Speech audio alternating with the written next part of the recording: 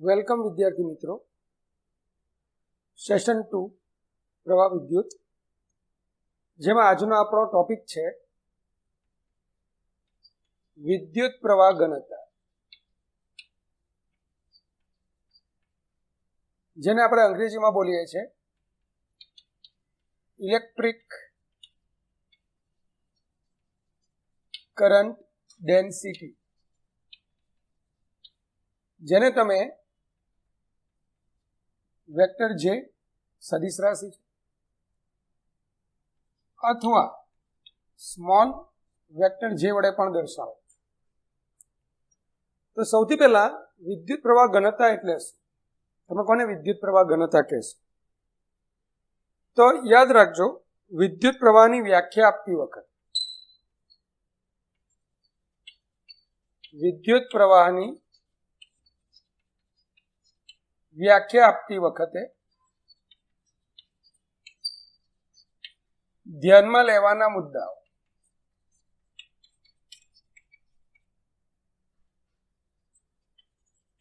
તો આપણે સેશન 1 માં હું એક શબ્દ પર બહુ ભાર મૂકતો હતો. કયો શબ્દ હતો? તો પહેલામાં પહેલું વિદ્યુત પ્રવાહ એ સમગ્ર આડછેદને લંબ હોવો જોઈએ.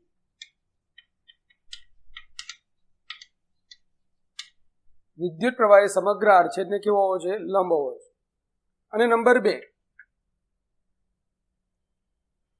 સમગ્ર આડછેદ પર વિદ્યુત ભાર વહનનો દર સમાન હોવો જોઈએ.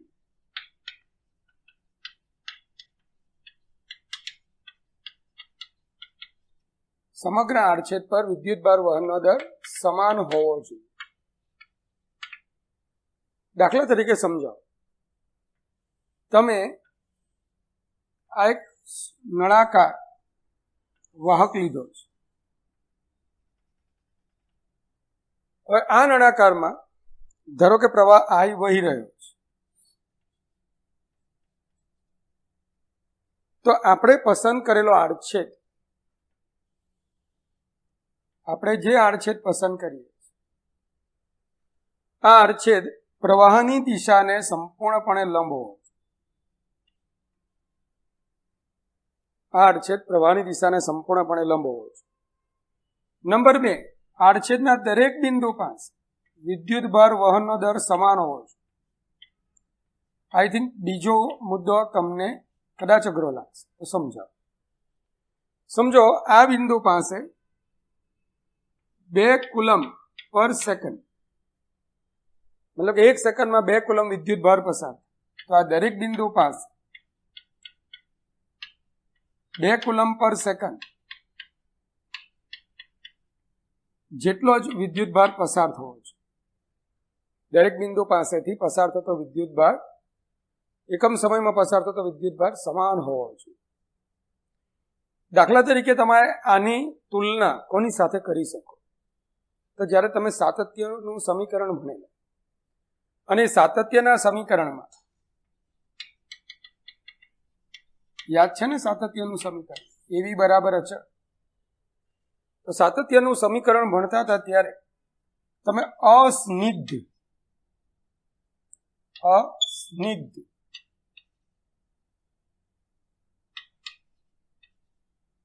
ચાલો, તો અસ્નિગ્ધ તરલ એની વાત કરી, મતલબ કે અશાંત તરલ. તો એ અશાંત તરલ માટે પણ દરેક બિંદુ પાસે તરલ વહનનો દર સમાન હતો. દરેક બિંદુ પાસેથી પસાર થતા તરલ કણનો વેગ સમાન હતો. પણ ત્યાં જ્યારે પોઈસેલીનો નિયમ તમે ભણ્યા, તો પોઈસેલીનો નિયમ ભણતી વખતે તમે જોયું હતું કે બરાબર અક્ષ પરથી પસાર થતા તરલ કણનો વેગ મહત્તમ, અને જેમ જેમ જેમ જેમ તમે નળીની દિવાલ તરફ જાઓ તેમ તેમ તેમ તેમ ત્યાં વેગ ઘટતો જાય. તમે આવું એક સૂત્ર ત્યાં પણ મેળવેલું. ચાલો, કદાચ તમને યાદ હોય તો P/4 in the bracket r² - x², આવું સૂત્ર તમે ત્યાં ભણતા. અહીંયા આ બે શરતનું પાલન થાય ત્યારે આપણે વિદ્યુત પ્રવાહની વ્યાખ્યા, વિદ્યુત પ્રવાહનું મૂલ્ય નક્કી કરી શકતા. પણ ક્વેશ્ચન આવો છે, જો આ બેમાંથી એક અથવા બંને શરતોનું પાલન ન થાય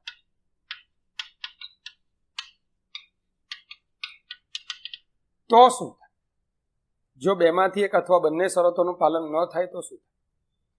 મતલબ કે તમે પસંદ કરેલો આડછેદ એ પ્રવાહને સંપૂર્ણપણે લંબ નથી. મતલબ કે આડછેદ તમારો આવો ત્રાસો છે, અને બીજું આડછેદના દરેક બિંદુ પાસે તરલ કણ બોલાઈ ગયા, માફ કરજો, વિદ્યુત ભાર વહનનો દર સમાન નથી. મતલબ કે અહીંયા ધારો કે 0.5 કુલમ્બ પર સેકન્ડ, અહીંયા 2 કુલમ્બ પર સેકન્ડ, અહીંયા 1.5 કુલમ્બ પર સેકન્ડ. આમ ભિન્ન ભિન્ન બિંદુઓ પાસેથી પસાર થતા વિદ્યુત ભાર એનો જથ્થો અલગ અલગ હોય તો તેવા સંજોગોમાં શું કરવા? તો યાદ રાખજો, આ માટે વિદ્યુત ભાર વહનના વ્યાપક કિસ્સાઓ ચર્ચવા માટે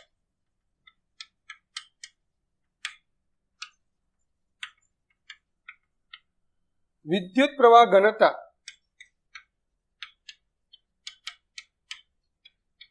નામની ભૌતિક રાશિ વ્યાખ્યાયિત કરવામાં આવે.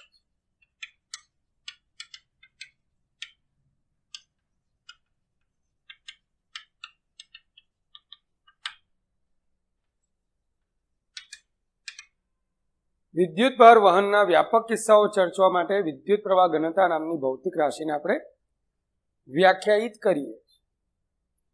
તો સૌથી પહેલા વિદ્યુત પ્રવાહ ઘનતા એટલે શું, તો એ સમજવા માટે ફરી પાછા તમે એક નળાકાર સુવાહકને ધ્યાનમાં લો.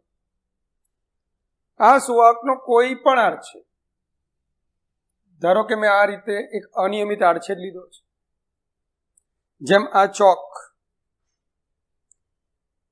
લખાણ જ્યારે હું લખું છું ત્યાર પછી એનો જે આકાર થઈ જાય છે, આ પણ એક આડછેદ છે.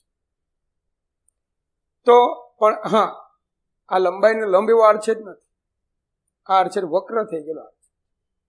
તો એક વક્ર આડછેદ મેં બતાવ્યો છે. બીજું, આપણો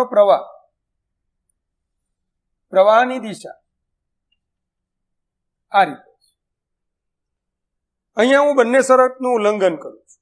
મેં પસંદ કરેલો આડછેદ સંપૂર્ણપણે પ્રવાહને લંબ નથી. તમે ચેક કરી, શું આ સંપૂર્ણપણે પ્રવાહને લંબ દેખાય છે? ના. બીજું, આડછેદના દરેક બિંદુ પાસે વિદ્યુત ભાર વહનનો દર પણ સમાન નથી. મેં બંને શરતોનું ઉલ્લંઘન કર્યું. તો હવે આવા કિસ્સાઓ માટે વિદ્યુત પ્રવાહ ઘનતા નામની ભૌતિક રાશિને આપણે વ્યાખ્યાયિત કરીએ છીએ. આ માટે આપણે શું કરવાનું છે? તો કે આ માટે આપણે સમગ્ર આડછેદ નાના નાના ખંડોમાં વિભાજિત કરીશું. સમગ્ર આડછેદને આવા નાના નાના ખંડોમાં વિભાજિત કરીશું. કેટલો નાનો આડછેદ હશે? તો સમજી લો, આ આડછેદ જે છે એનું ક્ષેત્રફળ, તો ક્ષેત્રફળનો સદિશ હંમેશા સપાટીને કેવો દોરાય? લંબરૂપે. તો આ વેક્ટર ડેલ્ટા એ છે. હવે અહીંથી પસાર થતો સૂક્ષ્મ વિદ્યુત પ્રવાહ, ધારો કે ડીઆઈ છે અથવા ડેલ્ટા આઈ લખું છું, તો આ બે વચ્ચેનો ખૂણો ધારો કે થીટા છે. તો ડેલ્ટા એનો આ ઘટક, ડેલ્ટા એનો આ ઘટક શું બતાવશે?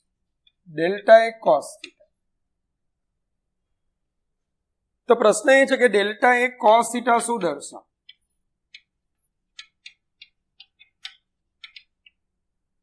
તમે જોઈ શકો છો, સૂક્ષ્મ પ્રવાહ ડેલ્ટા આઈને આડછેદ લંબ રૂપે નથી. કારણ કોઈ આડછેદ ક્ષેત્રફળ, જો કોઈ આડછેદ પ્રવાહને લંબ રૂપે હોય તો એના આડછેદ ક્ષેત્રફળ દર્શાવતો સદિશ પ્રવાહની દિશામાં,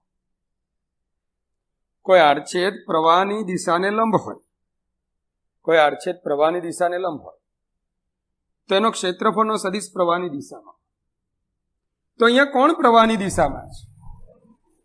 વેક્ટર ડેલ્ટા એ કે એનો ઘટક ડેલ્ટા એ કોસ થીટા? તો કે ડેલ્ટા એ કોસ થીટા. તો ડેલ્ટા એ કોસ થીટા શું દર્શાવે? પ્રવાહની દિશાને લંબ એવો આડછેદ બતાવે.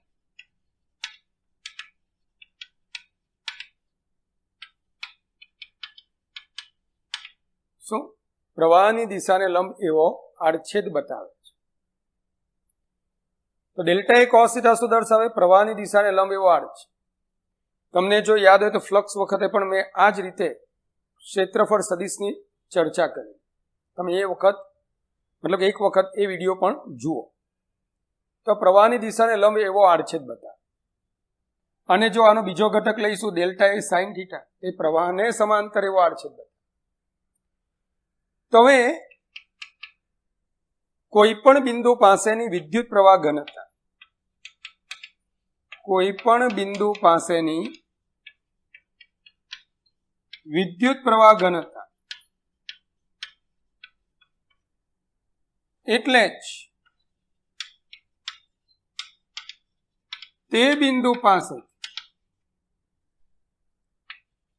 પ્રવાહની દિશાને લંબ એવા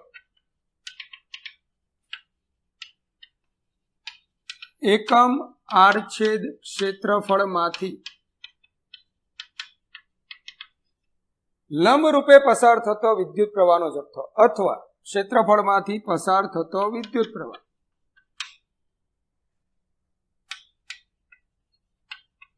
કારણ કે વિદ્યુત પ્રવાહ વખતે જ આપણે લંબ રૂપે પસાર થતો વિદ્યુતભારનો જથ્થો એ બાબતની વાત કરેલી છે. તો એનો મતલબ કે આ બિંદુ પાસે વિદ્યુત પ્રવાહ ઘનતા, જેને હું એવરેજ જે વડે દર્શાવું, તો એવરેજ જે ઇઝ ઇક્વલ ટુ એકમ આડછેદ પ્રવાહની દિશાને લંબ એવો આડછેદ શું છે? Delta A cos theta. એમાંથી પસાર થતો વિદ્યુત પ્રવાહ ડેલ્ટા. આ રીતે કોઈ બિંદુ પાસે વિદ્યુત પ્રવાહ ઘનતાને આપણે વ્યાખ્યાયિત કરીએ છીએ. ફરીથી, કોઈ પણ બિંદુ પાસેથી પ્રવાહની દિશાને લંબ એવા આડછેદ, તો કોણ છે પ્રવાહની દિશાને લંબ એવો આડછેદ? Delta A cos theta. માંથી પસાર થતો વિદ્યુત પ્રવાહ. ચાલો, તો હવે મારું નસીબ ધારો કે ખરાબ છે, એવું માનું છું, એમ નથી. કારણ કે તમારા જેવા વિદ્યાર્થી હોય તો પછી મારું નસીબ ખરાબ હોય જ ન શકે. It can't possible. તો અહીંયા હું એક વાત તમને કહેવા માંગુ કે ધારો કે મેં પસંદ કરેલો આટલો આડછેદ, એના પર પણ વિદ્યુત ભાર વહનનો દર સમાન રહેતો નથી. હા, આડછેદ આપણો સમતલ થઈ ગયો તો જ હું ક્ષેત્રફળ સદિશ લઈ શકીએ. ક્ષેત્રફળ સદિશ હંમેશા સમતલ સપાટીનો જ મળે. પણ પ્રોબ્લેમ એ છે કે આટલા આડછેદ માટે પણ વિદ્યુત ભાર વહનનો દર સમાન નથી. હજુ પણ વિદ્યુત ભારનો જથ્થો અલગ અલગ છે. તેવા સંજોગોમાં આપણે શું કરીશું? તો સ્પષ્ટ છે કે છેદનું જે પદ હોય તેને શૂન્યવત નાનું લઈશું. તો કે હવે limit delta A tends to 0 લેતા, ડેલ્ટા એ ટેન્ડ્સ ટુ 0 લેતા, ધારો કે આ બિંદુનું નામ આપીએ પી. તો ડેલ્ટા એ ટેન્ડ્સ ટુ 0 લેતા આપણો આડછેદ કેવો થઈ ગયો? બિંદુવત. તો પી બિંદુ પાસે વિદ્યુત પ્રવાહ ઘનતા, પી બિંદુ પાસેની વિદ્યુત પ્રવાહ ઘનતા, હવે એવરેજનું ચિહ્ન કાઢી નાખો, ફક્ત લખો જે. આ સમીકરણમાં એવરેજનું ચિહ્ન કાઢી નાખો, લિમિટ લઈ લો. તો limit delta A tends to 0, delta I upon delta A cos theta. ભાઈ આ તો વિકલનની વ્યાખ્યા. તો DI upon DA cos theta, DI upon DA cos theta. માટે ડીઆઈ બરાબર જે ડીએ કોસ થીટા. હવે તમે એ પણ જાણો છો કે વિદ્યુત પ્રવાહ કઈ રાશિ છે? તો કે વિદ્યુત પ્રવાહ અદિશ રાશિ છે. ક્ષેત્રફળ કઈ રાશિ છે? તો કે ક્ષેત્રફળ એ સદિશ રાશિ. તમને એ પણ ખબર છે કે જો સદિશ સાથે અદિશ ગુણાય, દાખલા તરીકે વેગ સદિશ, એની સાથે દળ અદિશ ગુણાય, તો વેગમાન નામની તમને સદિશ રાશિ મળે. સદિશ ગુણ્યા અદિશ તો સદિશ મળે. પણ અહીંયા તો આપણે અદિશ લાવવાનું છે. તો એનો મતલબ કે જે માટે ક્વેશ્ચન માર્ક છે, જે કોણ છે, સદિશ કે અદિશ?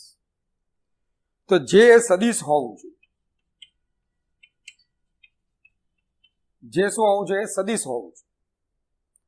તો પ્રશ્ન એ છે કે જો જે સદિશ હોય, ડી એ સદિશ હોય, તો આ બે સદિશોનો અદિશ ગુણાકાર થવો જોઈએ, તો જ અદિશ રાશિ મળે. જે સદિશ, ડી એ સદિશ, તો બે સદિશોનો કયો ગુણાકાર થવો જોઈએ? અદિશ ગુણાકાર. તો એનો મતલબ કે આ થીટા કોની વચ્ચેનો ખૂણો હોય છે? તો કે આ થીટા એ વેક્ટર જે અને વેક્ટર ડી એ વચ્ચેનો ખૂણો હોય છે.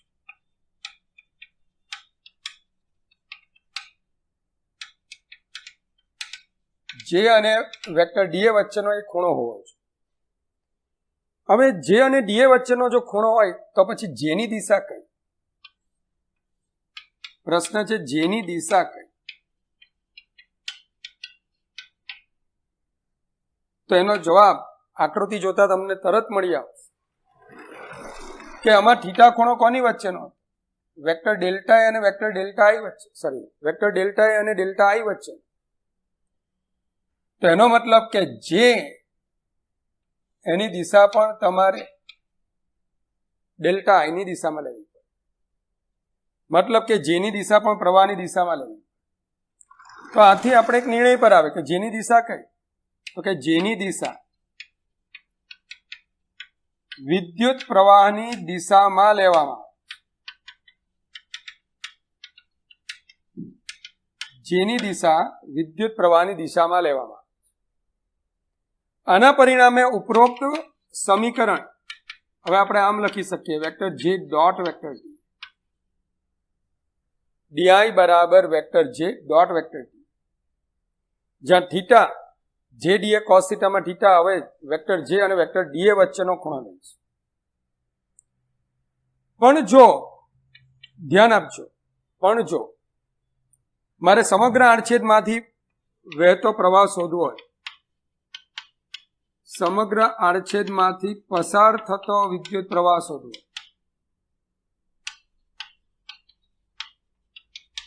સમગ્ર આડછેદમાંથી પસાર થતો વિદ્યુત પ્રવાહ શોધવા માટે ઉપરોક્ત સમીકરણ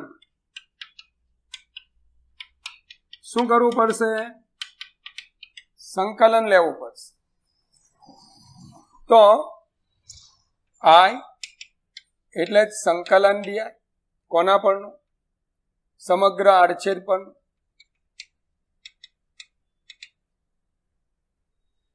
ચાલો ડીઆઈ વેક્ટર જે ડોટ વેક્ટર ડીએ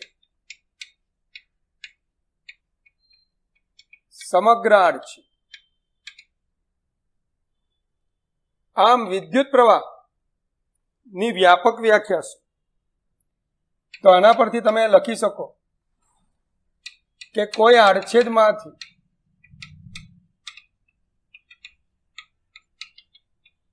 પસાર થતો વિદ્યુત પ્રવાહ એટલે જ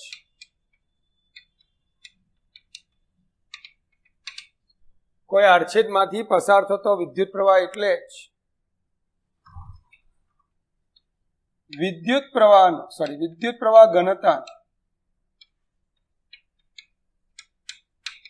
તે આડછેદ પર પૃષ્ઠ સંકલન. કોઈ આડછેદમાંથી પસાર થતો વિદ્યુત પ્રવાહ એટલે જ વિદ્યુત પ્રવાહ ઘનતાનું તે આડછેદ પરનું પૃષ્ઠ સંકલન. આવું આપણે બોલી શકીએ. ચાલો, એકદમ સહેલું છે. હવે જો આડછેદના દરેક બિંદુએ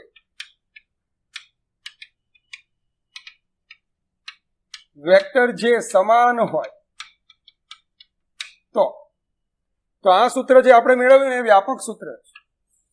પણ હવે આપણે બધા જુદા જુદા કિસ્સાઓ લઈએ કે ભાઈ જો જે સમાન હોય તો I ઇઝ ઇક્વલ ટુ શું લખાશે? વેક્ટર જે ડોટ સંકલન ડી, ડોટનું ચિહ્ન સંકલનની બહાર રાખો, સમગ્ર આર છે. હવે બીજી એક ધારણા કરીએ, જો આપેલ આડછેદ સમતલીય હોય તો મતલબ કે ફ્લેટ આડછેદ, તો કોઈ પણ સમતલ સપાટી હોય તો એ સમતલ સપાટીનો અનન્ય ક્ષેત્રફળનો સદિશ તમે બતાવી શકો. આવા સંકલન ડીએ ડીએ ડીએ બધાનો સરવાળો તમને સમગ્ર સપાટીનો અનન્ય ક્ષેત્રફળ સદિશ આપશે. તો સંકલન વેક્ટર ડીએ બરાબર તમે શું લઈ શકશો? વેક્ટર એ. તો I બરાબર વેક્ટર જે ડોટ વેક્ટર. ચાલો આ સૂત્ર ક્યારે વપરાય? આ સૂત્ર વાપરવાની શરત શું? જે સમાન હોવું જોઈએ અને આડછેદ સમતલીય હોવો જોઈએ, તો આ સૂત્ર વાપરી શકો. પરંતુ જો આપેલ આડછેદ પ્રવાહને સમગ્રતયા લંબ હોય, મતલબ સંપૂર્ણપણે લંબ હોય, તો અર્થાત આપણે આવી પરિસ્થિતિ લીધી, દરેક બિંદુ પાસે જે પણ સમાન છે અને આપણો આડછેદ પ્રવાહની દિશાને કેવો છે? લંબ છે. આ સ્થિતિમાં પ્રવાહની દિશામાં જ કોને લઈએ છીએ? વેક્ટર જે ને. પ્રવાહની દિશામાં જ કોને લઈએ છીએ? વેક્ટર જે ને. અને આડછેદને દર્શાવતો ક્ષેત્રફળનો સદિશ એ પણ આડછેદને લંબ એટલે કે જેની દિશામાં હશે. તો કે જો આપેલા આડછેદ પ્રવાહને સમગ્રતયા લંબ હોય તો વેક્ટર જે અને વેક્ટર એ એક જ દિશામાં થાય, એક જ દિશામાં તમને જોવા મળે. મતલબ કે I બરાબર જે એ cos 0 અને cos 0 એટલે 1, તો I ઇઝ ઇક્વલ ટુ જે. તો આવું પરિણામ તમે મેળવી શકો. તો આ ત્રણ સૂત્રોને બરાબર જોઈ લો. સમીકરણ નંબર 1 વ્યાપક સૂત્ર, જ્યાં જે સમાન ન હોય, આડછેદ સમતલ ન હોય. નંબર 2, જે સમાન આડછેદ સમતલ હોય તો વેક્ટર જે ડોટ વેક્ટર એનો ખાસ કિસ્સો કે જે અને એક જ દિશામાં, અર્થાત આપણો આડછેદ પ્રવાહની દિશાને સંપૂર્ણપણે લંબ હોય, તો I બરાબર જે એ. ચાલો તો હવે જેનો એકમ આપણે જોઈએ કે જેનો એકમ શું હોઈ શકે? તો કે જેનો એકમ, તો કે જે બરાબર આપણે I બાય આવું લઈએ, જે is equal to I upon. તો I નો એકમ એમ્પિયર, ક્ષેત્રફળનો એકમ મીટર સ્ક્વેર, મતલબ કે એમ્પિયર મીટર રેઝ ટુ -2. તો વિદ્યુત પ્રવાહ ઘનતા જે is equal to I by મતલબ એમ્પિયર પર metre square, ampere metre raise to -2. બીજી એક મહત્વની માહિતી, આપણે વિદ્યુત પ્રવાહ ઘનતા ની વ્યાખ્યામાં શબ્દ પ્રયોજન કર્યું કોઈ પણ બિંદુ પાસે, અને વિદ્યુત પ્રવાહની વ્યાખ્યામાં કોઈ પણ આડછેદમાં. તો આડછેદ એ સ્થૂળ છે. સ્થૂળ મતલબ આખા વાહકનું એ એક સ્થૂળ ચિત્ર રજૂ કરે છે. જ્યારે વિદ્યુત પ્રવાહ ઘનતા કોઈ બિંદુ પાસેની લાક્ષણિકતા રજૂ કરે. આથી બોર્ડમાં પૂછાયેલો એક ક્વેશ્ચન કે વિદ્યુત પ્રવાહ ઘનતા એ સૂક્ષ્મ રાશિ છે. કેવી રાશિ છે? સૂક્ષ્મ રાશિ. વિદ્યુત પ્રવાહ ઘનતા એ સૂક્ષ્મ રાશિ છે, કારણ કે તે કોઈ બિંદુ પાસેની લાક્ષણિકતા રજૂ કરે છે. જ્યારે વિદ્યુત પ્રવાહ ઘનતા વિદ્યુત પ્રવાહ એ સ્થૂળ રાશિ છે. This is macroscopic property. આખા આડછેદની લાક્ષણિકતા દર્શાવે, જ્યારે આ કોઈ બિંદુ પાસેની લાક્ષણિકતા દર્શાવે. ચાલો ક્લિયર? તો આ રીતે વિદ્યુત પ્રવાહ ઘનતા અને વિદ્યુત પ્રવાહ સમજી શકે. આ ઉપરાંત બીજી એક બાબત કે આવો અમે અનિયમિત આડછેદ લીધો છે, અનિયમિત આડછેદ ધરાવતો વાહક લીધો છે. આના તમે જુદા જુદા આડછેદ લો. ધારો કે આ આડછેદનું ક્ષેત્રફળ A1, અહીંયા A2, સ્પષ્ટ છે કે A1 is less than A2 છે. હવે બંનેમાં સરખું શું હશે? તો મેં છેલ્લા લેક્ચરમાં પણ કીધું હતું કે આમાં દરેકમાં વિદ્યુત પ્રવાહ સરખો હોય. તો જુદું શું હોય? તો કે તમે જાણો છો કે અહીંયા વિદ્યુત પ્રવાહ ઘનતા J1 I1 upon A1, sorry I upon A1, અહીંયા વિદ્યુત પ્રવાહ ઘનતા J2 I upon A2, કારણ કે પ્રવાહ બંનેમાં સમાન છે. સ્પષ્ટ છે કે A1 is less than A2 છે, જ્યાં છેદ ઓછો કિંમત વધારે. તો કે A1 લેસ ધેન A2 હોવા J1 is greater than J2 થાય. J1 ઇઝ ગ્રેટર ધેન શું થાય? J2. તો આ બાબત શું બતાવે કે ભાઈ જ્યારે પણ વિદ્યુત પ્રવાહનું વહન અનિયમિત આડછેદ વાળા વાહકમાં થતું હોય તો જ્યાં આડછેદ ઓછો હશે ત્યાં વિદ્યુત પ્રવાહ ઘનતા વધારે હશે, જ્યાં આડછેદ વધુ હશે ત્યાં વિદ્યુત પ્રવાહ ઘનતા ઓછી હશે. ચાલો તો આપણે હવે આ વિદ્યુત પ્રવાહ ઘનતા અંગેના 2-3 એક્ઝામ્પલ જોઈએ. તો વિદ્યાર્થી મિત્રો આપણે એક્ઝામ્પલ તરફ જઈએ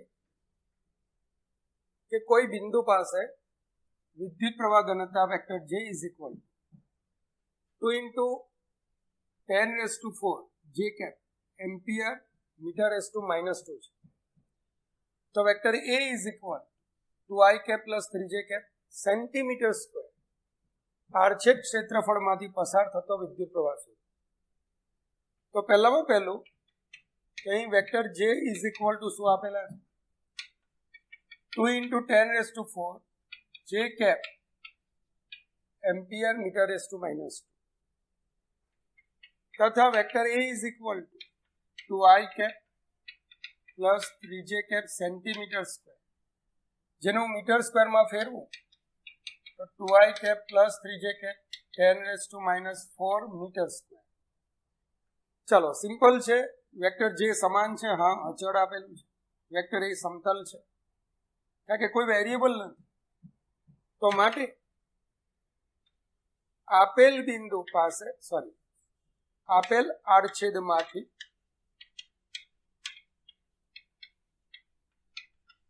પસાર થતો વિદ્યુત પ્રવાહ I is equal two vector J dot vector,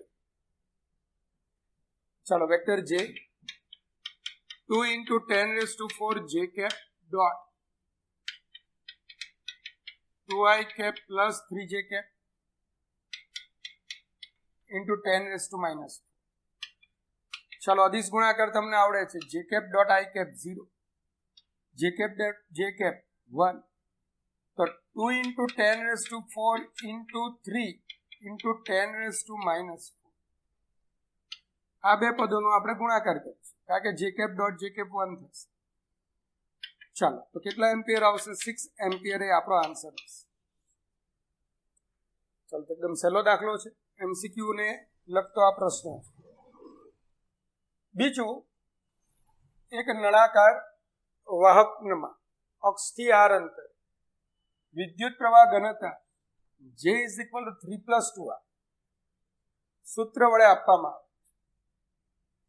જો નળાકાર વાહકની ત્રિજ્યા કેપિટલ R હોય તો આ નળાકારના આડછેદમાંથી પસાર થતો વિદ્યુત પ્રવાહ શોધો. બીજો એક બોર્ડમાં જૂના સિલેબસનો એક પ્રશ્ન હતો, ઘણી વખત પૂછાયો હતો, સાથે સાથે મેં એને પણ અહીંયા ગણતરીમાં લીધો છે. તો સૌથી પહેલો ક્વેશ્ચન આપણે જોઈએ. શું માહિતી આપેલી છે કે આવો એક નળાકાર તમને આપ્યો છે. ચાલો આ નળાકારની અક્ષ, નળાકારની ત્રિજ્યા તમને આપેલી છે કેપિટલ R ત્રિજ્યાનો નળાકાર. અક્ષથી સ્મોલ r અંતર વિદ્યુત પ્રવાહ ઘનતા J is equal two 3 + 2r. થોડું આને પર ધ્યાન આપો.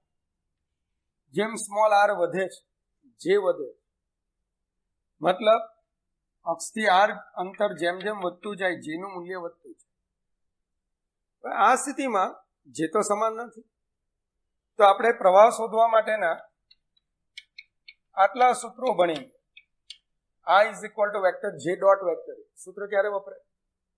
જે સમાન હોય, આડછેદ સમતલ હોય.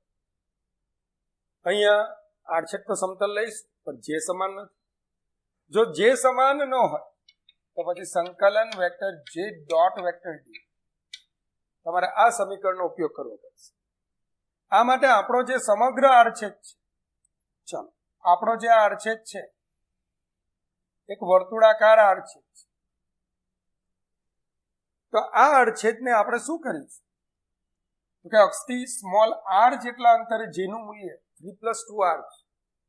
તો અક્ષથી સ્મોલ r અંતરે આવેલા બધા બિંદુઓનો વિચાર કરો. તો તમને આ રીતે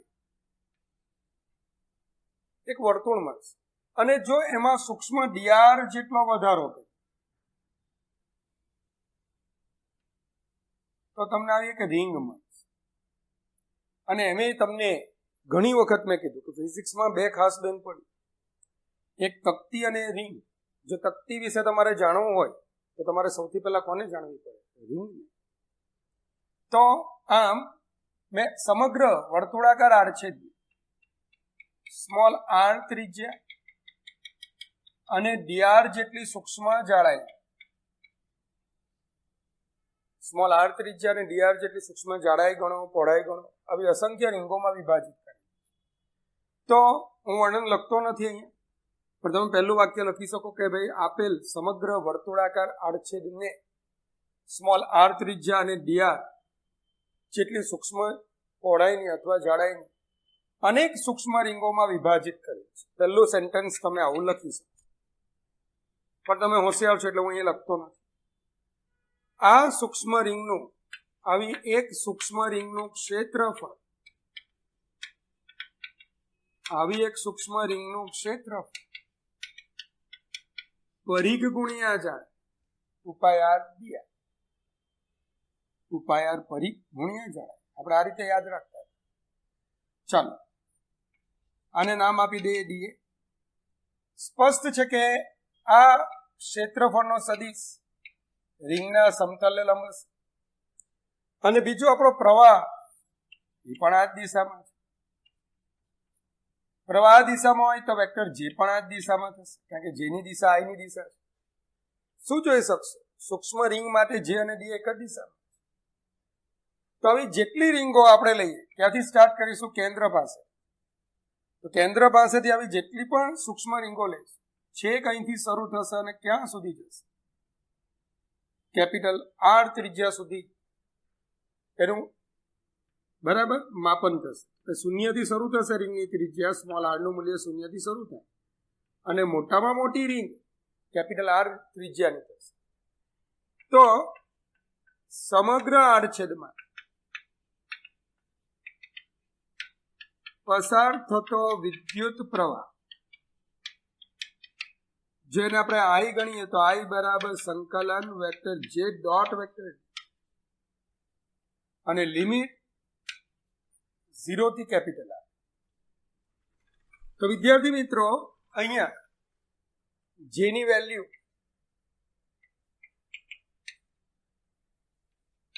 લખતા પહેલા એ જોઈ લે કે ભાઈ હા J અને D તો એક જ દિશા, તો J D cos from 0 to capital R. ચાલો જેનું મૂલ્ય 3 + 2r આપ્યું છે, 3 + 2r આપેલું છે. dA 2πr dr cos 0 1. 2π અચળ છે, બહાર લઈ લો. Small r into 3r plus 2r square. 2π અચળ આગળ લીધા. 3 into r 2r into r dr. ચલો સંકલન તમને ખૂબ આવડે, આર ની એક ઘાત છે તો 3r²/2, આર નો સ્ક્વેર છે તો r³/3, 0 ટુ કેપિટલ આર. ચાલો સૌથી પહેલા સ્મોલ આર ને બદલે કેપિટલ આર મૂકી દો તો 3R²/2 plus 2R³/3. Small R ને બદલે પહેલા આપણે શું મૂકીશું? Capital R. હવે સ્મોલ આર ને બદલે 0 મૂકીશું તો બંને 0 0 થશે. તો આ પરિણામ શું બતાવશે? 2π 3R²/2 પ્લસ 2R³/2. સાદુરૂપ આપવું હોય તો તમે કંઈક આપી શકો, R² ને કોમન લઈ શકો, પણ આપણે આટલા જવાબને વેલિડ કર્યું. તો આ રીતે તમે પ્રવાહ ઘનતા અનિયમિત આપેલી હોય તો સંકલન દ્વારા જવાબ મેળવી શકો. સેમ પદ્ધતિમાં બીજો દાખલો કરવા કે જેમાં તમને શું માહિતી આપે તો કે J = J0 1 - small r² upon capital R². આ પદ બેઠું આવશે. શું લખશો? I = સંકલન J dx cos 0 from 0 to capital R. J ની વેલ્યુ તમને શું આપેલી છે? J0 1 - small r² upon capital R². dx 2πr dr cos 0 1 થશે. અચળ જે હોય તેને બહાર લઈ તો 2π J0 અચળ એને આપણે બહાર લઈ. ચાલો r × 1 r r³ by r². ચાલો તો પરિણામ શું આવશે? 2π J0 1 - માફ કરજો આપણે સંકલન કરવાનું છે તો 1 dr r r³/3. તો r³/3 મતલબ 3r² થશે. અહીંયા માફ કરજો, અહીંયા સંકલનમાં શું કર્યું છે મેં? કંઈક અહીંયા હજુ મારી ભૂલ છે, માફ કરજો.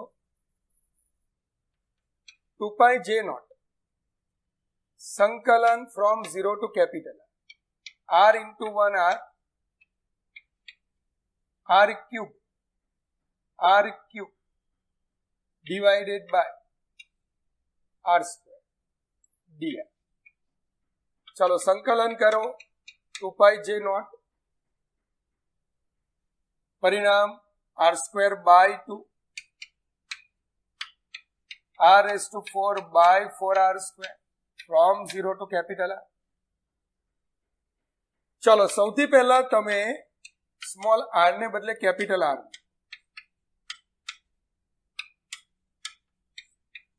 અને ત્યારબાદ માઇનસ કરીને સ્મોલ r ને બદલે 0, બધું 0 થવાનું છે. તો 2π J0 ચેક કરો r²/2 r²/2. તો 2π J0 શું આવશે? સાદરૂપ આપો 2r² - r²/4. મતલબ કે 2 અને અહીંયા 4 છે તો π J0 r²/2. આ આપણો જવાબ થશે. તો આવા પ્રશ્નો તમને બની શકે, MCQ ના ફોર્મેટમાં પણ આવી શકે તમારા એન્ટ્રન્સમાં, અને ગુજરાત બોર્ડને અનુરૂપ આવો ક્વેશ્ચન પણ પૂછાય છે. શું આપ્યું છે ક્વેશ્ચન? જરા વાંચો તો શું માહિતી આપેલી છે જુઓ. આકૃતિમાં દર્શાવેલ વાહકના સમતલનું ક્ષેત્રફળ 1 centimetre square. A = 1 centimetre square 10⁻⁻4 metre square. ચાલો હવે એમાંથી કેટલો પ્રવાહ વહે છે? તો કે ભાઈ 2 એમ્પિયર પ્રવાહ વહે. તો વાહકના P બિંદુ પાસે વિદ્યુત પ્રવાહ ઘનતા શોધો. સરસ. પહેલા તો એ જુઓ કે વિદ્યુત પ્રવાહ ઘનતા કઈ દિશામાં હોય? પ્રવાહની દિશા. આડછેદ સમતલ છે તો J અને A વચ્ચેનો ખૂણો, J અને A વચ્ચેનો ખૂણો, તો તો કે આ એંગલ તમને 60 ડિગ્રી આપેલો હોય તો આ કેટલો થાય 30, કારણ કે આડછેદ હંમેશા સપાટીને કેવો હોય લંબરૂપ. જો આ 60 ડિગ્રી હોય તો આ 30 ડિગ્રી થાય, મતલબ કે જે અને એ વચ્ચેનો ખૂણો 30 ડિગ્રી. તો હવે I is equal to vector જે ડોટ વેક્ટર એ પર જે cos 30, માફ કરજો, જે અને એ વચ્ચેનો ખૂણો કેટલો છે 30 ડિગ્રી. ચલો જે is equal to I upon a cos 30. I નું મૂલ્ય તમને 2 એમ્પિયર આપ્યું છે, a નું મૂલ્ય 10⁻⁻⁴ અને cos 30 √3/4 into 10⁻⁴ 4/√3 into 10⁻⁴ એમ્પિયર પર મીટર. તો આ રીતે તમે વિદ્યુત પ્રવાહ ઘનતા અને તેની આવી સિમ્પલ એપ્લિકેશન પણ જાણીશું. આ ઉપરાંત વિદ્યાર્થી મિત્રો બીજો એક ક્વેશ્ચન આ રીતનો પણ છે. તમને એક વાહક આપે, આ વાહકની ત્રિજ્યા કેપિટલ આર, આ વાહકની ત્રિજ્યા શું આપેલ છે કેપિટલ આર, નળાકાર વાહક આપેલો છે ત્રિજ્યા, અને તમને એમ કીધું છે કે આ આડછેદમાંથી પસાર થતો વિદ્યુત પ્રવાહ છે. શું કીધું છે? આ આડછેદમાંથી પસાર થતો વિદ્યુત પ્રવાહ છે.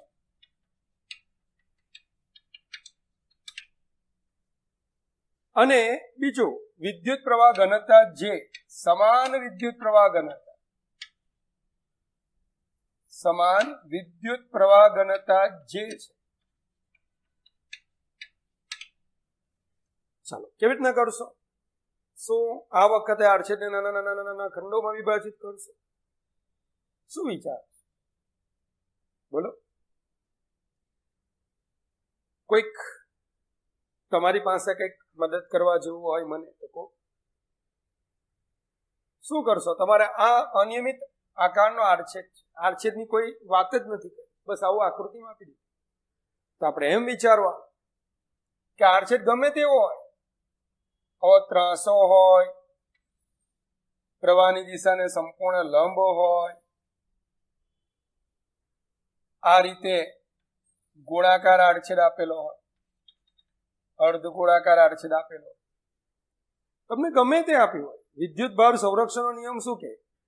જેટલા સમયમાં જેટલો વિદ્યુત ભારનો જથ્થો, જેટલા સમયમાં જેટલો વિદ્યુત ભારનો જથ્થો આડછેદને લંબરૂપે કોઈ એક આડછેદમાંથી પસાર, એટલા જ સમયમાં એટલો જ વિદ્યુત ભારનો જથ્થો અન્ય આડછેદમાંથી પણ પસાર થશે. ટૂંકમાં તમારે આની સાથે સંકળાયેલ આમાંથી વહેતો વિદ્યુત પ્રવાહ શોધવો હોય તો એક કામ કરો, ઇઝી વે પસંદ કરો. કયો ઇઝી વે છે? તો કે આ આડછેદ સૌથી ઇઝી છે. કેમ? આ આડછેદ માટે ક્ષેત્રફળનો સદિશ અને પ્રવાહની દિશા એક જ છે. પ્રવાહની દિશા એક જ છે. પ્રવાહની દિશામાં જ કોણ છે? વેક્ટર જે છે. તો વેક્ટર જે અને વેક્ટર એ એક જ દિશામાં છે. દરેક બિંદુ પાસે જે સમાન જ છે. તો માટે માંગેલ પ્રવાહ વેક્ટર જે ડોટ વેક્ટર કયો આડછેદ સિલેક્ટ કર્યો? મને એટલું ખબર છે કે આમાંથી જે પ્રવાહ પસાર થશે તે જ આમાંથી પણ પસાર, એ જ આમાંથી પણ પસાર. દરેક આડછેદ માટે પ્રવાહ સરખો જ છે. પણ ગણતરી આ આડછેદ માટે સૌથી સહેલી. તો I is equal to vector જે ડોટ વેક્ટર જે એ cos 0, પણ એ વર્તુળાકાર આડછેદ છે. ત્રિજ્યા શું છે? આ તો πr². તો I is equal to તમે શું બોલશો? πr². તો આવા અટપટા પ્રશ્નો પણ તમારા એન્ટ્રન્સમાં આવી શકે.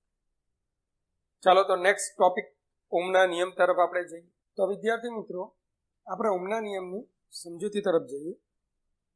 ઈસવીસન 1828માં જર્મન વિજ્ઞાની જ્યોર્જ સાયમન ઓમ એમણે એક નિશ્ચિત ભૌતિક પરિસ્થિતિ, હવે નિશ્ચિત ભૌતિક પરિસ્થિતિ મતલબ એક વાહકનું તાપમાન અચળ રાખીને એક પ્રયોગ કર્યો. વાહકનું તાપમાન અચળ રાખીને એમણે એક પ્રયોગ કર્યો. પ્રયોગ બહુ સિમ્પલ. એમણે આવો એક વાહક લીધો,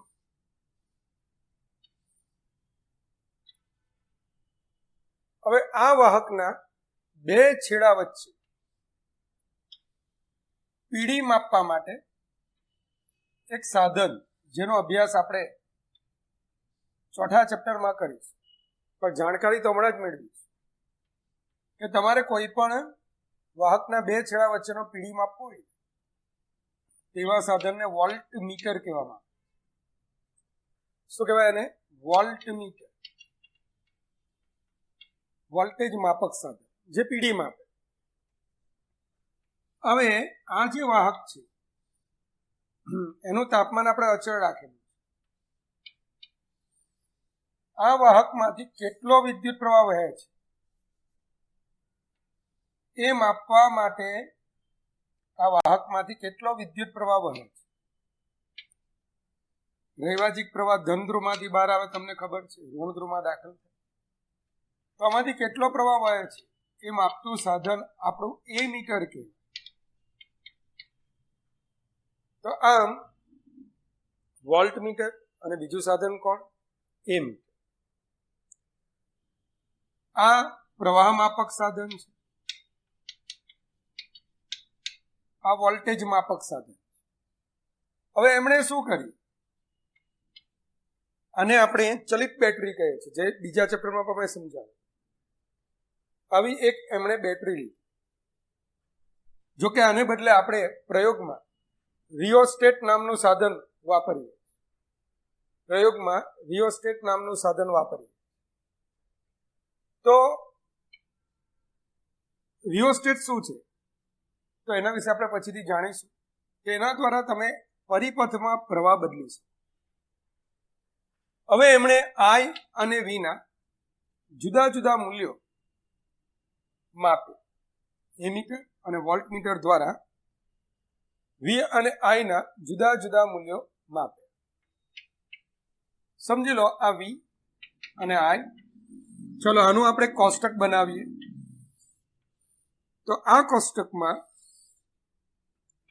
તમે માપેલા વી અને આઈ ના મૂલ્યો V1, I1, V2 હોય ત્યારે પ્રવાહ I2, V3 ત્યારે પ્રવાહ I3, V4, I4, V5, I5 વગેરે વગેરે વગેરે. તમે આવા કેટલાક મૂલ્યોની નોંધ કરો.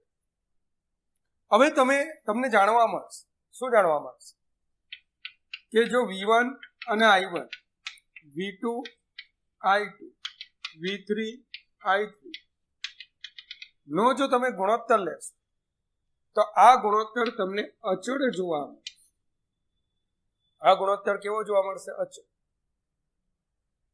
આ અચળ ગુણોત્તર ને એમણે વાહકનો અવરોધ એવું નામ આપ્યું. શું નામ આપ્યું? વાહકનો અવરોધ આવું નામ આપ્યું. આમ વ્યાપક રીતે V upon I is equal to R. મતલબ કે V ચલે છે, I. V એ I ના સમપ્રમાણમાં છે, આપણે એમ કહી શકીએ. તો અહીંયા ધ્યાન આપજો. આ પ્રયોગ પરથી એક નિયમ એમણે આપ્યો. શું નિયમ આપ્યો? કે નિશ્ચિત ભૌતિક પરિસ્થિતિમાં રહેલા, નિશ્ચિત ભૌતિક પરિસ્થિતિ, કઈ પરિસ્થિતિ આપણે રાખી? વાહકનું તાપમાન અચળ રાખ્યું. તો નિશ્ચિત ભૌતિક પરિસ્થિતિમાં રહેલા વાહક માંથી વિદ્યુત પ્રવાહ વહે ત્યારે તેના બે છેડા વચ્ચેનો વિદ્યુત સ્થિતિમાનનો તફાવત, તેના બે છેડા વચ્ચેનો વિદ્યુત સ્થિતિમાનનો તફાવત અને પ્રવાહ એકબીજાના સમપ્રમાણમાં હોય, એકબીજાના સમપ્રમાણમાં હોય, મતલબ કે વી ચલે છે આઈ. જો વાહકના બે છેડા વચ્ચેનો પીડી વિદ્યુત સ્થિતિમાનનો તફાવત વી હોય, પ્રવાહ આઈ હોય, તો વી ચલે છે આઈ. માટે V upon I is equal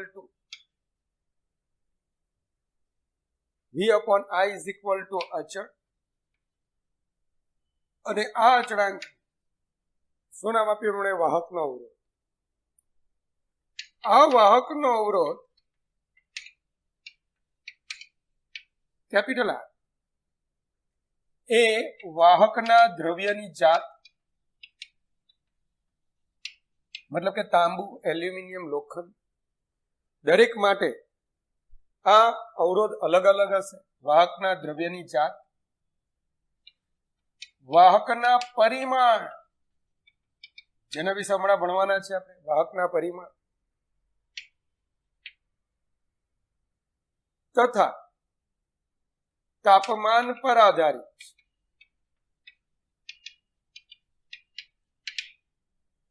સમજો. આ પણ આપણે આગળના નેક્સ્ટ ટોપિકમાં જોઈશું, પણ અત્યારે હું લખી દઉં, એક નોંધ કરીને લખી દઉં કે તાપમાન વધતા વાહકનો, મતલબ કે આપણે અત્યારે ધાતુ પદાર્થને વાહક તરીકે લઈએ છીએ, તો વાહકનો અવરોધ વધે છે. પણ આગળ ભણીશું સેમિકન્ડક્ટરમાં તાપમાન વધતા એનો અવરોધ ઘટશે. કેમ? તો એ આપણે પછી ભણીશું. તો અહીંયા વાહકનો અવરોધ આર એ વાહકના દ્રવ્યની જાત, વાહકના પરિમાણ તથા એના તાપમાન પર આધાર. જો આર નો એકમ તમે લખો તો વી વોલ્ટ, વી નો એકમ વોલ્ટ, આઈ નો એકમ એમ્પિયર,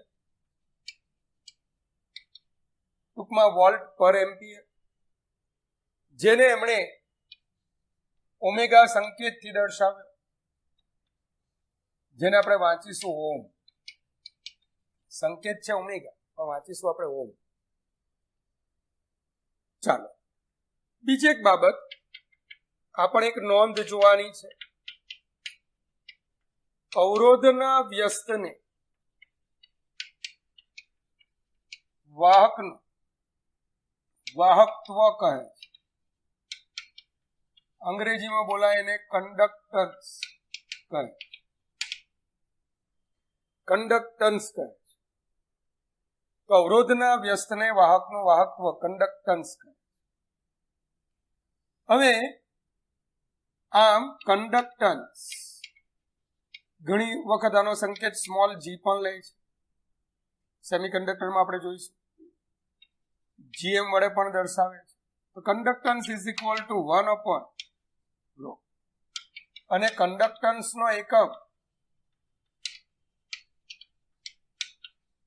તો ઓમ ઇન્વર્સ, એકના છેદમાં, અને એમણે આ એકમને મો, ઓમ ઇન્વર્સ મતલબ મો, ઊંધું કરી નાખે.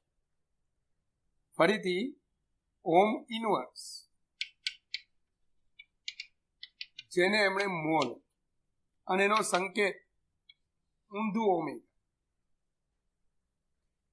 ચાલો બીજી એક બાબત તમે જુઓ તો કે આ ઓમનો નિયમ એ કોઈ મૂળભૂત નિયમ નથી. ધ્યાન રાખજો, માત્ર એક નિશ્ચિત ભૌતિક પરિસ્થિતિમાં રહેલા વાહક માટે, નિશ્ચિત ભૌતિક પરિસ્થિતિમાં રહેલા વાહક માટે પીડી અને પ્રવાહનો પ્રાયોગિક સંબંધ, પીડી અને પ્રવાહનો પ્રાયોગિક સંબંધ. મતલબ કે બધી જ રચના આ નિયમનું પાલન કરે એવું જરૂર નથી. ન્યૂટનના ગુરુત્વાકર્ષણના નિયમ, કુલમના વિદ્યુત ભારો વચ્ચે લાગતા બળના નિયમ, એ નિયમો મૂળભૂત કહેવાય. આ નિયમ મૂળભૂત નથી. બીજું તમે એ જુઓ કે વી ઇઝ પ્રોપોર્શનલ ટુ આઈ. તો તમે જ્યારે વી વર્સિસ આઈ નો ગ્રાફ ડ્રો કરો, વી વિરુદ્ધ આઈ નો આલેખ તમે દોરો, તો આલેખ તમને કેવો મળવો છે? તો કે આ આલેખ સુરેખ મળવો છે. મેં એક જ વાહક માટે આવા બે આલેખ દોર્યા. પહેલા આપણે એક જ આલેખને ધ્યાનમાં લઈએ. આ આલેખ 1, 2. ચલો, આ આલેખનો ઢાળ શું આપશે? તો ઉભા અક્ષ પરનું અંતર, ઢાળ એટલે ઉભા અક્ષ પરનું અંતર છેદમાં આડા અક્ષ પરનું. તો ડેલ્ટા વી બાય ડેલ્ટા આઈ, તો આનો ઢાળ ડેલ્ટા વી બાય ડેલ્ટા આઈ મતલબ કે અવરોધ આપશે. તો વી વર્સિસ આઈ ના આલેખનો ઢાળ, વી વિરુદ્ધ આઈ ના આલેખનો ઢાળ તમને શું આપે છે? અવરોધ દર્શાવે. તો આઈ વિરુદ્ધ વી ના આલેખનો ઢાળ શું આપશે? આઈ વિરુદ્ધ વી ના આલેખનો ઢાળ શું આપશે? તો આઈ વિરુદ્ધ વી ના આલેખનો ઢાળ તમે લેશો તો આ ઢાળ ડેલ્ટા આઈ અપોન ડેલ્ટા અવરોધનું વ્યસ્ત મતલબ કંડક્ટન્સ. બીજો, મેં એક જ વાહક માટે બે આલેખ દોર્યા.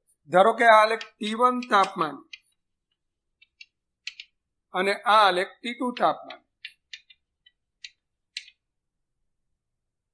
ચાલો, પહેલા તો મને એ કહો, આ ખૂણો θ1 હોય, આ θ2 હોય, તો θ2 ઇઝ ગ્રેટર દેન θ1,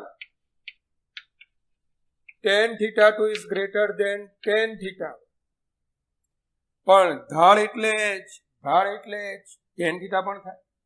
પણ આનો ઢાળ શું બતાવે? અવરોધ.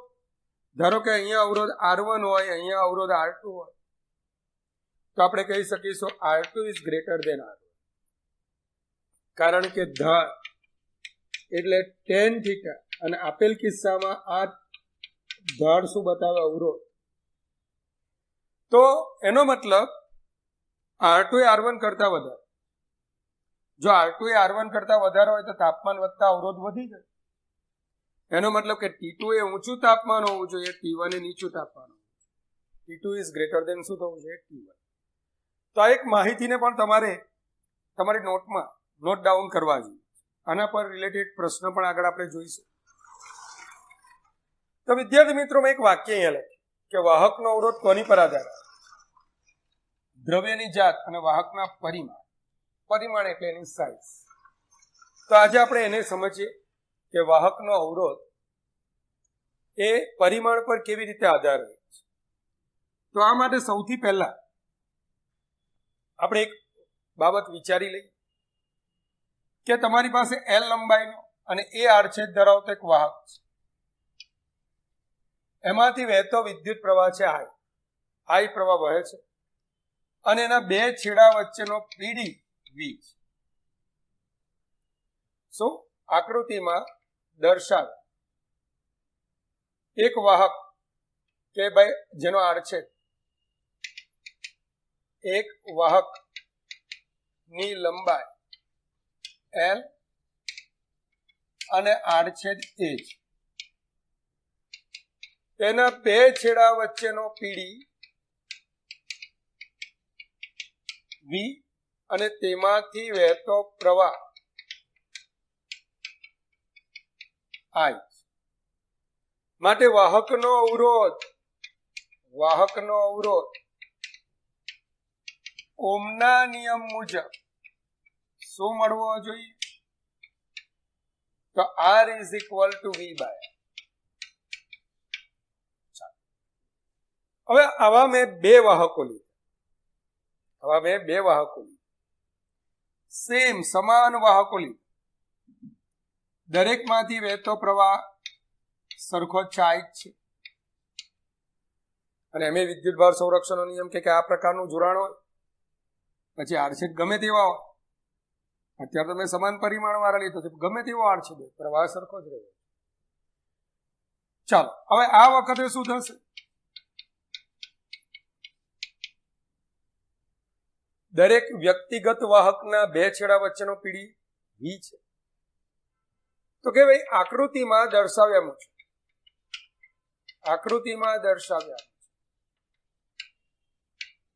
બે સમાન પરિમાણ ધરાવતા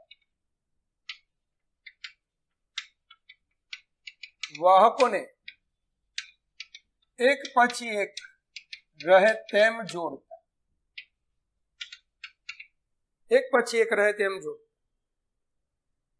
બનતા સંયોજન માટે જે કોમ્બિનેશન બને તે માટે તો સંયોજનના બે છેડા વચ્ચેનો પીડી શું થશે? કોણ કહેશે મને કે ભાઈ સંયોજનના બે છેડા વચ્ચેનો પીડી મતલબ કે આ બે બિંદુ વચ્ચેનો પીડી કેટલો થશે? ટ્વાઇસ. તો સંયોજનના બે છેડા વચ્ચેનો પીડી 2.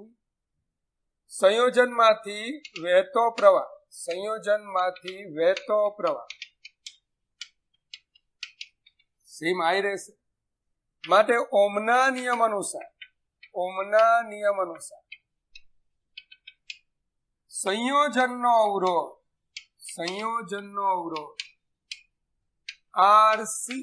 R combination is equal to PD upon પ્રવાહ. અરે પણ V by I શું છે?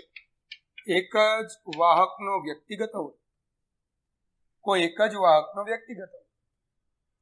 શું થયું અહીંયા? એ તો જુઓ, અવરોધ બમણો થઈ ગયો. કેમ બમણો? તો તમારા વાહકની જે લંબાઈ છે L માંથી તમે હવે સંયોજનની કુલ લંબાઈ કેટલી કરી? ટ્વાઇસ. આમ સંયોજનની લંબાઈ ટ્વાઇસ L થાય તો અવરોધ ટ્વાઇસ R થાય. કયા નિર્ણય પર આવશું કે ભાઈ આમ આપેલ વાહકની લંબાઈ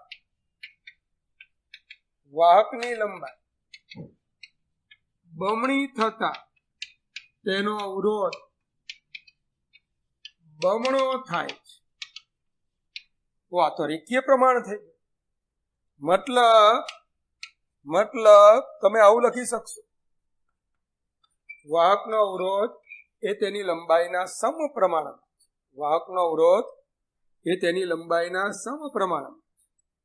ક્લિયર? ચાલો આને નંબર 2 આપી. આગળ વધીએ તો ધારો કે મેં આ પ્રમાણેનું કોમ્બિનેશન, આપણો જે એ આડછેદ L લંબાઈનો વાહક હતો એના મેં બે લંબાઈને સમાંતર બે વિભાગો. શું કર્યું? આપેલ વાહકના તેની લંબાઈને સમાંતર બે સમાન વિભાગો કરેલ છે.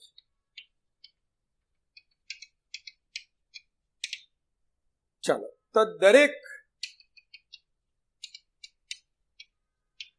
વિભાગના આડછેદનું ક્ષેત્રફળ શું થશે? દરેક વિભાગના આડછેદનું ક્ષેત્રફળ a/2 થાય. નંબર 2, દરેક વિભાગમાંથી વહેતો વિદ્યુત પ્રવાહ શું થશે? સરસ. કુલ I પ્રવાહ વહેતો હતો, અહીંથી વહેતો હતો, આડછેદ અડધો કર્યો તો સ્વાભાવિક છે કે વિદ્યુતભાર વહનનો દર અડધો થઈ જવાનો. તો દરેક વ્યક્તિગત વિભાગમાંથી વહેતો પ્રવાહ કેટલો થશે? I/2. દરેક વ્યક્તિગત વિભાગોમાંથી વહેતો વિદ્યુત પ્રવાહ કેટલો થશે? તો કે I/2 થશે. ચાલો, આમ ધ્યાન આપજો, દરેક વિભાગમાંથી વહેતો વિદ્યુત પ્રવાહ એ આપણો I/2. દરેક વિભાગના બે છેડા વચ્ચેનો પીડી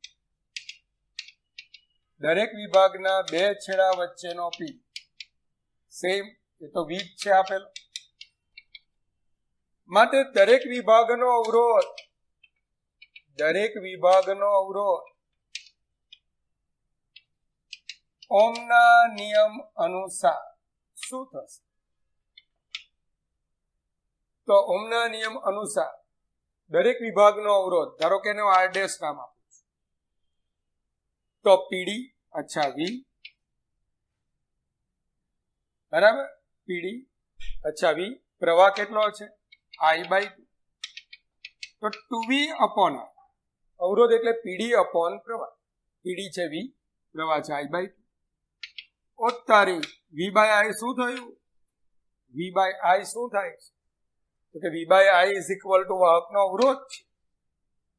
V/I એ આપણા સિંગલ જે વાહક છે તેનો અવરોધ છે. તો અહીંયા અવરોધ શું થઈ ગયો? કેમ આવું થયું? કે આડછેદ અડધો. ચલો, આમ કયા નિર્ણય પર આવો છો? વાહકના આડછેદ અડધો થતા તેનો અવરોધ બમણો થાય. આડછેદ અવરોધ અડધો થાય તો એનો અવરોધ શું થાય? બમણો. મતલબ આ તો આડછેદ વધે તો અવરોધ ઘટે, અથવા આડછેદ ઘટે અવરોધ વધે. મતલબ કે R ઇઝ પ્રોપોર્શનલ ટુ 1/. અવરોધ R એ આડછેદ ક્ષેત્રફળના વ્યસ્ત પ્રમાણ. ચેક કરી લો, આડછેદ અડધો થાય તો અવરોધ કેટલો થાય? બમણો. ચાલો, અને નંબર 3. તો હવે તમે શું કહી શકશો કે ભાઈ 2 અને 3 પર, 2 અને 3 પર આપણે એક નિર્ણય પર આવીશું કે R ચલે છે ત્યાં L હતું અને R ચલે છે 1/, તો R is equal to rho L by, R is equal to શું બોલીશું? Rho L by. જ્યાં રો ને આપણે શું કહીશું? તો રો ને કહીશું વાહકના દ્રવ્યની અવરોધકતા. રો ને શું કહીશું? વાહકના દ્રવ્યની અવરોધકતા. જે આપણો વાહક છે તેના દ્રવ્યની, આને આપણે બોલીશું અવરોધક. અંગ્રેજીમાં બોલીશું એને રેઝિસ્ટિવિટી. રેઝિસ્ટિવિટી. અને અવરોધકતાનો એકમ મેળવવા માટે rho is equal to RA upon L. ચાલો, તો રો નો એકમ શું થાય? અવરોધનો એકમ ઓમ, ક્ષેત્રફળનો એકમ મીટર સ્ક્વેર, લંબાઈનો એકમ મીટર, તો આનો એકમ આવશે ઓમ ઇન્ટુ મીટર. બીજો, અવરોધકતા કોની પર આધાર રાખે? તો કે આ અવરોધકતા વાહકના દ્રવ્યની જાત, કોપર છે, એલ્યુમિનિયમ છે, લોખંડ છે, તો વાહકના દ્રવ્યની જાત, વાહકના તાપમાન અને અમુક અંશે દબાણ પર પણ આધાર રાખે. સામાન્ય દબાણના ફેરફારો માટે અવરોધકતા દબાણ પર આધાર નથી રાખતી, પણ જ્યારે દબાણના ફેરફારો બહુ મોટા હોય, કેટલા મોટા કે જે વાહકના પરિમાણમાં ફેરફાર કરવા માટે પૂરતા હોય, તેવા દબાણના ફેરફારો વખતે અવરોધકતા પણ બદલાતી જોવા મળે. તો આમ વિદ્યાર્થી મિત્રો, એક અગત્યનું સૂત્ર R is equal to rho L by, અને આવું સૂત્ર તમે ઉષ્મા પ્રવાહ વખતે ઉષ્મીય અવરોધ is equal L upon K, જ્યાં K શું હતું? તો K હતું વાહકના દ્રવ્યની, K શું હતું? વાહકના દ્રવ્યની ઉષ્મા વાહક.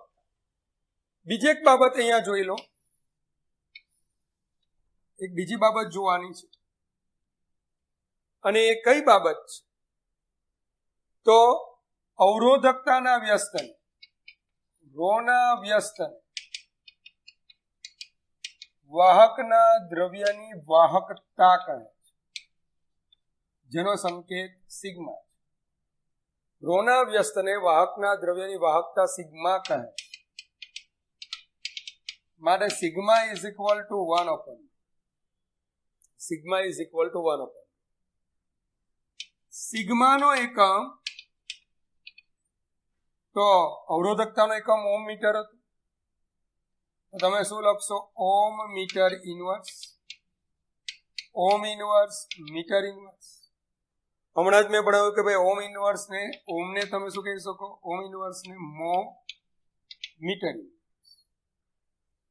જ્યોર્જ સાયમન ઓમ, કદાચ જ્યોર્જ એનું પોતાનું નામ, સાયમન બાપાનું નામ અને ઓમ એની સરનેમ હોવી જોઈએ. સરનેમ પરથી અવરોધ નહીં કમાતો. પોતાનું નામ તો લખવાની ઈચ્છા ન થાય, પણ બાપા યાદ હશે તો એને મોહને બદલે પછી સાયમન મીટર ઇનવર્સ આવું પણ લખે. તો સિગ્માનો એકમ ઓમ મીટર ઇનવર્સ અથવા મો મીટર ઇનવર્સ અથવા સાયમન મીટર ઇનવર્સ, આ રીતે આપણે મેળવી શકીએ. તો વિદ્યાર્થી મિત્રો, હવે આપણે આ જે ઓમનો નિયમ લીધો એને આજે આપણે સદિશ સ્વરૂપે જોયું. અને આ સદિશ સ્વરૂપે જોવા માટે ધારો કે આ તમારી પાસે એક વાહક છે. આ વાહકનો એક છેડો ધન સ્થિતિ માને છે, બીજો ઋણ સ્થિતિ માને છે. આમ વાહકની અંદરના વિસ્તારમાં વિદ્યુત ક્ષેત્ર પ્રસ્થાપિત થયું છે અને જેને પરિણામે આ વાહકના બે છેડા વચ્ચેનો પીડી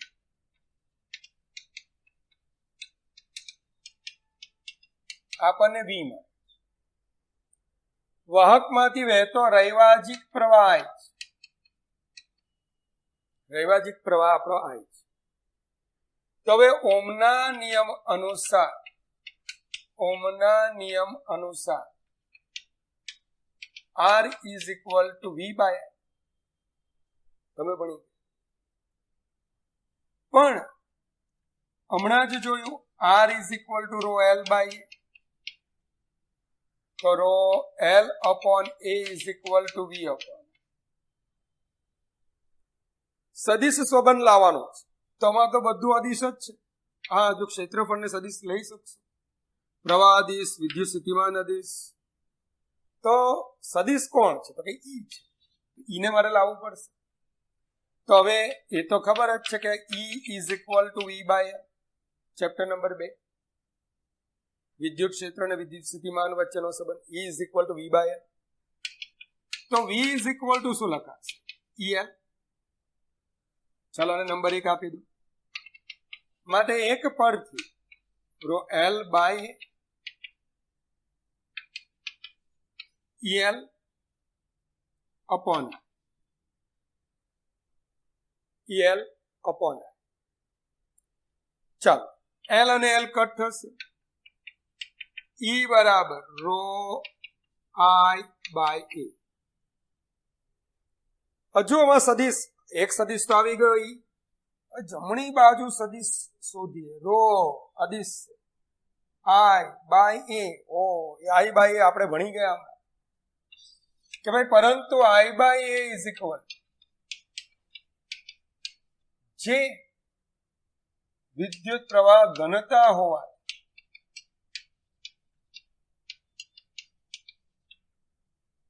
E is equal rho J. આવું પરિણામ મળશે. શું મળશે? E is equal to rho into J. ચલો આવું પરિણામ મળે. હવે સમીકરણને સદિશ સ્વરૂપે લખતા, સદિશ સ્વરૂપે લખવાના છો તો પહેલા એ ચેક કરો, વેક્ટર E. અચ્છા, આ દિશા, કારણ કે અહીંયા 3 શક્યતાઓ આવી શકે. ક્યાં તો સદિશ સ્વરૂપ શક્ય જ ન બને. જો E અને જે ભિન્ન દિશામાં હોય તો is not equal to 0, is not equal to નું સાઇન આવે. E અને જે એક જ દિશામાં હોય તો vector E is equal to rho vector J થાય. અને જો વેક્ટર E અને વેક્ટર J પરસ્પર વિરુદ્ધ દિશામાં હોય તો vector E is equal to minus rho into vector J. તો પહેલા તો એ ચેક કરો, વેક્ટર E અચ્છા આ દિશામાં છે, અચ્છા પ્રવાહ પણ આ દિશામાં છે, અને પ્રવાહની દિશામાંનો સદિશ વેક્ટર J. તો સદિશ સ્વરૂપે જ્યારે લખીશું ત્યારે vector E is equal to rho vector J. કારણ કે વેક્ટર E અને વેક્ટર J એક જ દિશા. વિદ્યાર્થી મિત્રો, આ થયું પહેલું સદિશ સ્વરૂપ. અને બીજી રીતે પણ તમે લખી શકો, વેક્ટર J બરાબર 1 upon રો વેક્ટર E. રોને હું વેક્ટર E ના છેદમાં લઈ જાઉં.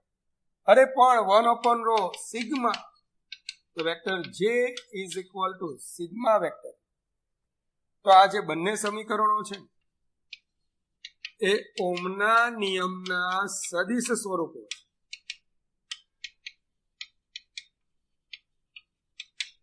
આ બંને સમીકરણોને આપણે શું કહીશું? ઓહમના નિયમના સદિશ સ્વરૂપ. તો વિદ્યાર્થી મિત્રો, આની સાથે આપણું સેશન 2 આજે આપણે કમ્પ્લીટ કરીએ છીએ.